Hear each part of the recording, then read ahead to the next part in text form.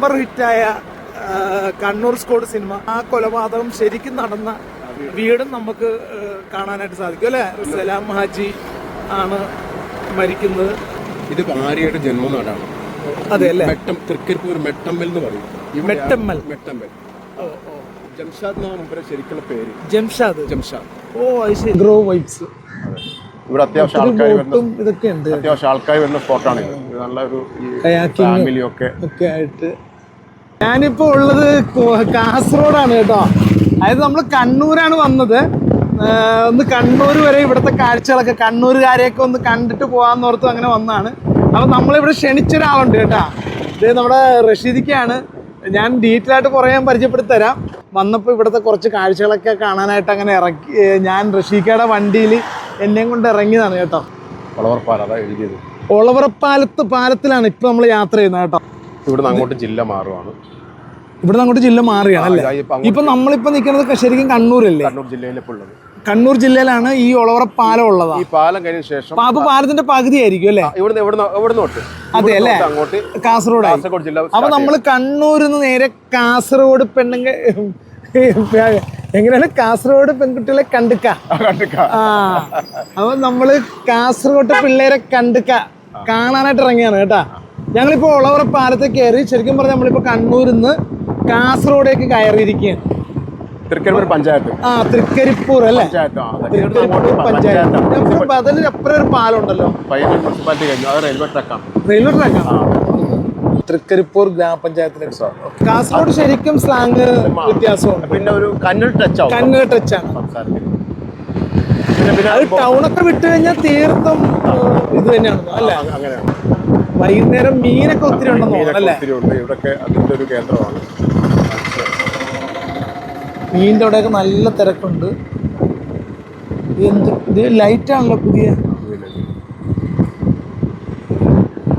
ഇവിടെ എന്തോ ഭയങ്കര ആൾക്കൂട്ടം. ഈ മത്സ്യത്തിന് ഇങ്ങനെയാണ് ഇവിടെ മത്സ്യം. അതുപോലെ ചായക്കടയിൽ ഈ വരുന്ന സമയമാണ്. ഈ സമയമാണ് ഇതിന്റെ ടൈമിങ്. ഈവനിങ്ങിലാണ് ഇത് ഏറ്റവും കൂടുതൽ തിരക്ക്. നോക്കി ഇവിടെ വെറുതെ ഒന്നും കൊടുക്കണല്ല കേട്ടോ, പൈസ വാങ്ങിച്ചിട്ട് കൊടുക്കണാണ്. പക്ഷെ ഇതാണ് ഒരു മീൻ കടയുടെ തിരക്കാണ് കാണുന്നത്. പിള്ളേർ പുഴുക്കടങ്ങനല്ല, തീ പാറുന്ന കളിയാണല്ലോ പിള്ളേരുടെ. ഹായ്. മാടക്കപ്പുഴ. പിള്ളേർ മൊത്തം സൈക്കിളിലാണ്. നല്ല രസം കേട്ടോ. ഡയറക്റ്റ് ചെന്ന് കഴിഞ്ഞാൽ കടലാണ് കേട്ടോ. അതെ. കടൽ കാണണമെങ്കിൽ കടൽ കാണാം. ഇത് കഴിഞ്ഞ് കടലാണ്. വലിയൊരു പുഴയ്ക്കപ്പുറം കടലാണ്. മാടക്ക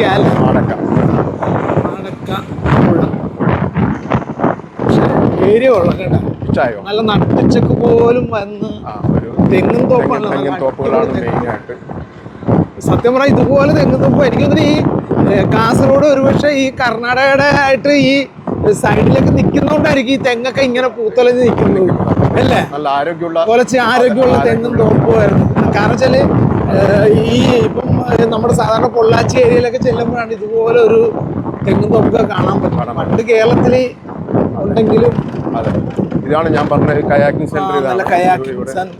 ഇവിടെയുള്ള പിന്നെ ചായ സ്പോട്ട് അവിടെയാണ്. ഇപ്പൊ അത്യാവശ്യം ആൾക്കാരുണ്ട് അവിടെ. Mangrove vibes. ഇവിടെ അത്യാവശ്യം ആൾക്കാർ വരുന്ന സ്പോട്ടാണ് ഇത്. നല്ലൊരു ഫാമിലിയൊക്കെ ആയിട്ട് കൊള്ളാം.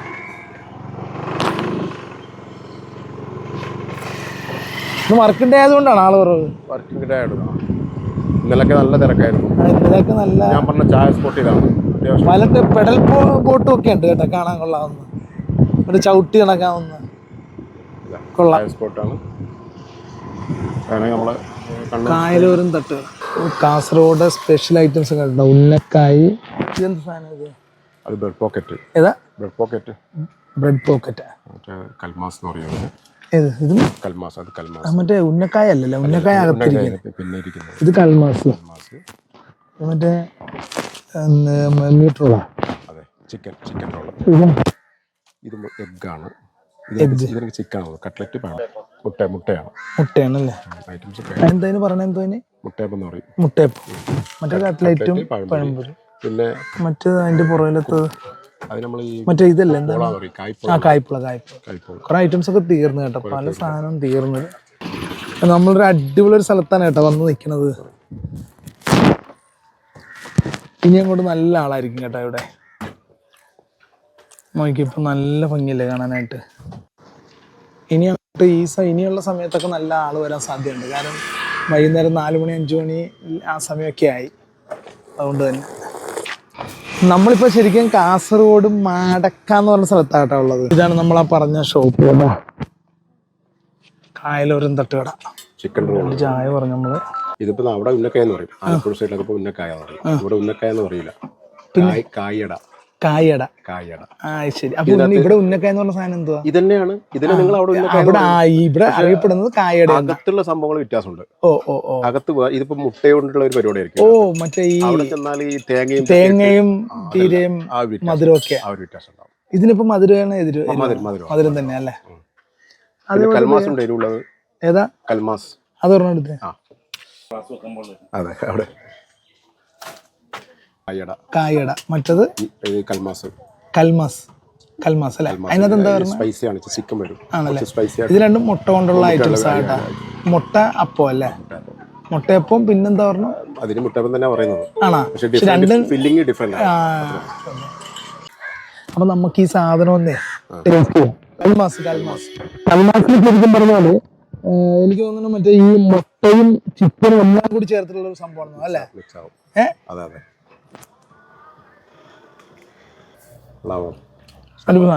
അതെ, ഇതുണ്ടോ? ചിക്കനാണ് അകത്ത് ഫില്ലിങ്. പക്ഷെ ചിക്കനും മസാലയുള്ള ഐറ്റംസ് ഒക്കെയാണ്. പക്ഷെ ഒരു വെറൈറ്റി ടേസ്റ്റ്. പക്ഷെ അതിന്റെ ലുക്ക് മറ്റതുമായിട്ട് സെയിം ലുക്ക് തന്നെയാണ്. ഉന്നക്കായിട്ടുള്ള ഇത് മുട്ടട. ഇതിനകത്ത് ഫില്ലിങ് ഇത് വേറെയാ.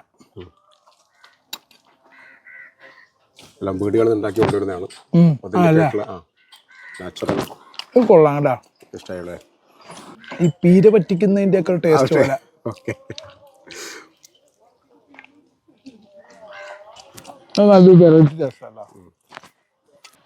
ഇത് മുട്ടട തന്നെയാണ്. ഇത്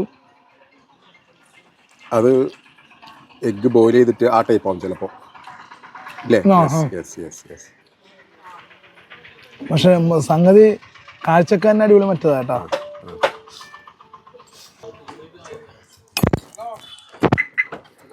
അതും കൊള്ളാം, അടിപൊളി. ഈ പണ്ടേ തന്നെ ഉണ്ടല്ലോ വെറൈറ്റി സ്നാക്സുകൾ, അതേപോലെ വെറൈറ്റി ഫുഡുകൾ, വെറൈറ്റി ഡ്രസ്സുകൾ എല്ലാം ഫാസ്റ്റ് വരുന്ന സ്ഥലവും കാസർഗോഡാണ്. മാത്രമല്ല ഈ ഒരു അവർ വെറൈറ്റി ആഗ്രഹിക്കുന്നവരാണ് കാസർഗോഡ്. പക്ഷെ കാസർഗോഡിനെ ഡിപ്പെൻഡ് അല്ലെങ്കിൽ കാസർഗോഡിനോട് അടുത്ത് കിടക്കുന്നത് കൊണ്ട് തന്നെ ഒരു മലബാർ മൊത്തം ഏകദേശം അതേ ഒരു ലെവലിൽ തന്നെ പോകുന്നത് അല്ലേ? ആ ഒരു ട്രെൻഡ് കീപ്പ് ചെയ്യുന്നുണ്ട്. ഒരു മധ്യ കേരളവും തെക്കൻ കേരളത്തിലേക്ക് വരുമ്പം നമ്മൾ ഈ കാര്യത്തിൽ നിന്ന് ഔട്ടായി പോകും. കൾച്ചറും വ്യത്യാസമാണ്. കൾച്ചറിലും ലാംഗ്വേജില് മൊത്തത്തിൽ ഡിഫറൻസ് വരുന്നുണ്ടെങ്കിലും അതിൽ ചിലപ്പോൾ പക്ഷേ ഇവിടെയുള്ളവർക്ക് നമ്മുടെ ഇവിടുത്തെ കുടംപുളിയിട്ട കറികളും അതുപോലത്തെ ഭക്ഷണങ്ങളൊക്കെ ആയിരിക്കും. കാര്യം വെച്ചാല് ഈ കുട്ടനാട് ഏറ്റവും കൂടുതൽ കാണാനായിട്ട് വരുന്നതും ബോട്ടിങ്ങിന് വരുന്നതും ഇവിടെയുള്ള ആളുകളാണ്, വടക്കൻ മലബാറുകാരാണ്. എനിക്ക് തോന്നുന്നത് അവർക്ക് ഇഷ്ടം അവിടുത്തെ കപ്പയും മീൻകറിയും അതുപോലുള്ള അതായിരിക്കാം. കരിമീനും അങ്ങനെയുള്ള സംഭവം. ഇവിടുത്തെ പറയാറുണ്ട് ആലപ്പുഴ പോയി നല്ല മത്സ്യം കഴിക്കണമെങ്കിൽ ആലപ്പുഴ പോകണമെന്നുള്ള. അപ്പം അതും നമ്മൾ അഭിമാനത്തോടെ തന്നെയാണ് പറയണം കേട്ടോ. പക്ഷെ എങ്കിലും നമ്മളെ സംബന്ധിച്ച് ഇവിടെ വരുമ്പോൾ ഇതൊരു വെറൈറ്റി സാധനമാണ്. അത് നമുക്ക് ഒരിക്കലും നമുക്കത് പറയാതിരിക്കാൻ പറ്റത്തില്ല. ഉന്നക്കായ പിടിച്ച് ലാസ്റ്റ് നമുക്ക് മധുരത്തിലേക്ക്. ഉന്നക്കായൊക്കെ നമ്മുടെ പഴയ ആ സംഭവം. പക്ഷെ ഇതിനകത്തും എന്തൊക്കെയോ മുട്ടയാണത്. മധുരം ഉണ്ട്, മുട്ട തേങ്ങ ഇടുന്നതിനേക്കാൾ ബെറ്റർ ആയിട്ടാണ്. അതെ, കായട അല്ലേ? കായട എന്ന് പറയും. അപ്പൊ എന്തായാലും സൂപ്പറാണ്. നമ്മൾ എന്തായാലും ഉണ്ട് ഇവിടെ 1-2 ദിവസം നമ്മളുണ്ട്. അപ്പോൾ ഇനിയും നമുക്ക് വെറൈറ്റികൾ പലതും നമ്മൾ പരിചയപ്പെടുത്തി തരാം ഇവിടെയുള്ള കാഴ്ചകൾ. അപ്പോൾ ഈ ഒരു ചായയും കൂടി കുടിച്ച് നമ്മൾ ഇവിടുത്തെ ഈ ഒരു പരിപാടി ഒതുക്കുക കേട്ടോ. 2 പിള്ളേർ കയറി ഓടിക്കാൻ പോയാൽ നമ്മളപ്പോൾ എന്തായാലും ഇവിടെ നിന്ന് നമ്മൾ വിട്ടു പോവുകയാണ് കേട്ടോ. അടുത്ത കാഴ്ചകളിലേക്ക് പോവാം. അങ്ങനെ നമ്മൾ അവിടുത്തെ കാഴ്ചകളൊക്കെ കഴിഞ്ഞിട്ട് കാസർഗോഡിൻ്റെ ഗ്രാമങ്ങളിലൂടെ നമ്മള് നീലേശ്വരത്തേക്കാണ് പോകുന്നത്. നീലേശ്വരം ഭാഗത്തേക്കാ അല്ലേ? നടിയുടെ കാവ്യ മാധവന്റെ ഗ്രാമത്തിലേക്കാണ് പോകുന്നത്. വീട് അങ്ങോട്ടാണ് പോകുന്നത്. അതുപോലെ തന്നെ നമുക്ക് കണ്ണൂർ സ്ക്വാഡ് മമ്മൂക്ക അഭിനയിച്ച വമ്പർ ഹിറ്റായ കണ്ണൂർ സ്ക്വാഡ് സിനിമ നമുക്കെല്ലാവർക്കും അറിയാം. അപ്പോൾ ആ സിനിമയുടെ യഥാർത്ഥ കാരണം, അതായത് ആ കൊലപാതകം ശരിക്കും നടന്ന വീടും നമുക്ക് കാണാനായിട്ട് സാധിക്കും അല്ലേ ഋഷിക? സലാം ഹാജി ആണ് മരിക്കുന്നത്. അതിൻ്റെ പശ്ചാത്തലത്തിലാണ് ആ ഒരു സിനിമ തന്നെ ഇറങ്ങുന്നത്. അപ്പോൾ നമുക്ക് ആ ഒരു വീടും കാണിച്ചു തരാം. പക്ഷെ അങ്ങോട്ടൊക്കെ ഭയങ്കര ഇതാണ്, ഇപ്പോഴും അടച്ചുപൂട്ടി, അത് ആരും ഇല്ലാതെ അനാഥമായി കിടക്കുന്നൊരു വീടാണ്. കോടികളല്ലേ? അപ്പോൾ നമുക്ക് ആ ഒരു വീടും കൂടി കാണാം. ഇതാണ് നല്ല പച്ചയായ ഗ്രാമപ്രദേശമാണ്. നമ്മൾ ഇതിൻ്റെ ഉൾനാടൻ വഴികളിലൂടെയാണ് കേട്ടോ നമ്മൾ പോകുന്നത്. കാസർഗോഡിൻ്റെ ഉൾനാടൻ വഴികളിലൂടെ നമ്മൾ യാത്ര ചെയ്യാണ്. ഇത് ആര്യയുടെ ജന്മനാടാണ്. അതെ അല്ലേ? തൃക്കരിപ്പൂർ മെട്ടമ്മൽ എന്ന് പറയും. മെട്ടമ്മൽ. ജംഷാദ് എന്നാണ് മുമ്പേ ശരിക്കുള്ള പേര്. ജംഷാദ്. ഓ അത് ശരി. അതാണ് ചെന്നൈയിൽ തമിഴ്നാട്ടിൽ പോയിട്ട് ആര്യ എന്ന പേര് മാറ്റിയിട്ട് സിനിമയ്ക്ക് വേണ്ടിയിട്ടാണ് ആര്യ എന്നുള്ളൊരു പേര് അല്ലേ? പുള്ളിയുടെ ജന്മനാട് മാത്രമല്ല, പുള്ളി വല്ലപ്പോഴൊക്കെ ഇയറിലേക്ക് വന്നു പോയി ഇവിടെ തട്ടിയുടെ സംഭവം അമ്പലം ഇവിടെ പിന്നെ വല്ലപ്പോഴൊക്കെ വന്ന് ഇയറിലേക്ക് വരും പുള്ളി. അപ്പോൾ പിന്നെ ഇവിടെ വന്ന് ഈ തട്ടിയുടെ കയ്യിൽ നിന്ന് ചായ കുടിച്ച് അവിടെയൊക്കെ ഇങ്ങനെ പറഞ്ഞിട്ട് എല്ലാ നാട്ടുകാരൊക്കെ ആയിട്ട് നല്ല മിങ്കിൾ ചെയ്ത് ഇങ്ങനെ പോകുന്ന ഒരാളാണ്. അത് അവിടെ എത്തുമ്പോഴാണ് ഈ സ്റ്റാർ പരിവേഷമൊക്കെ ഉള്ളത്. ചെന്നൈയിൽ ഇവിടെ വന്ന ജംഷീർ, ഇവിടുത്തെ ജംഷീറാണ്. നാട്ടുകാർക്ക് ജംഷീറും സാധാരണക്കാരൻ, സിനിമാക്കാർക്കാണ് ആര്യ. അങ്ങനത്തെ ഒരു ജാടിയില്ലാത്ത മനുഷ്യനാണ്. അതെ അല്ലേ? നാട്ടുകാർ നല്ല രീതിയിൽ മിങ്കിൾ ചെയ്യുന്ന ഒരാളാണ്. മെട്ടമ്മൽ. തൃക്കരിപ്പൂർ മെട്ടമ്മലാണ് പുള്ളിയുടെ സ്ഥലം അല്ലേ? ഇവിടെയാണ് അയാൾ. ചെറിയൊരു ജംഗ്ഷൻ. മെട്ടമ്മൽ ജംഗ്ഷൻ ഈ പള്ളി കബർസ്ഥാനൊക്കെ ഉള്ള മെട്ടമ്മൽ ജുമാ മസ്ജിദാണ്. മെട്ടമ്മൽ ജുമാ മസ്ജിദ്.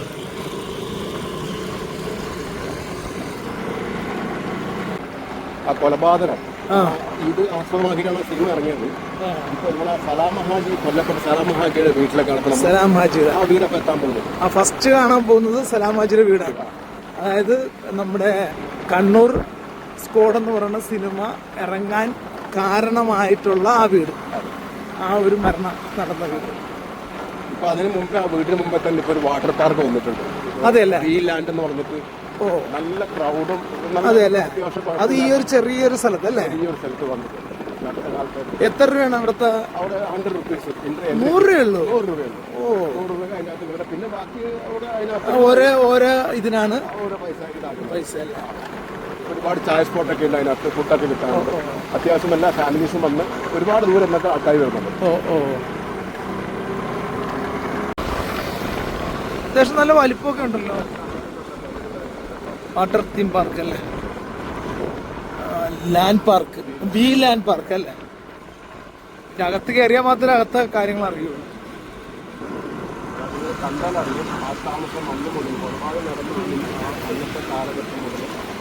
പക്ഷെ അവിടെ ബൈക്കൊക്കെ ഇരിപ്പുണ്ടല്ലോ. ഇല്ല, ഇത് തീറ്റിക്കെടുക്കണം. ഇത് കണ്ടറിയാൻ ആൾപ്പെരുമാറ്റം ഇല്ല എന്നുള്ളത് വേണം എടുത്തോളൂ. ഇതാണ് സലാം ഹാജിയുടെ വീട് കേട്ടോ. അന്ന് ആ മരണം നടന്ന വീടാണ്. കോടിക്കണക്കിന് രൂപയുടെ വീടാണ്. പക്ഷെ ആ ഒരു കൊലപാതകം നടന്നതോടുകൂടി ഇപ്പം ആരും ഇല്ലാതെ അനാഥമായിട്ട് കിടക്കുകയാണ്.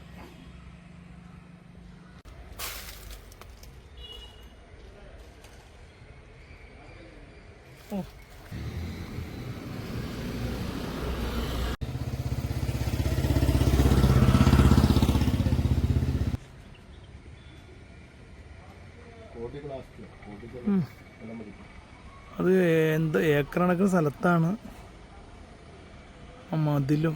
അപ്പൊ ഇവരുടെ വീട്ടിലുള്ളവരൊന്നും ഇല്ലല്ലേ ഇപ്പൊ?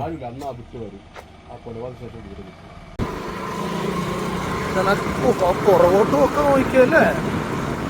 എന്തെന്റെ വീടാ. അസ്തമയ സൂര്യനെ നോക്കിയേ, എന്താ ഭംഗിയാണ്. നല്ല ചുവന്ന് തുടുത്ത് നിൽക്കണം കേട്ടോ. നല്ല ചെന്താമര പോലെ ഇരിക്കുന്നത്. ഇതൊക്കെയാണ് കാസർഗോഡിന്റെ ഭംഗി എന്ന് പറയുന്നത് കേട്ടോ.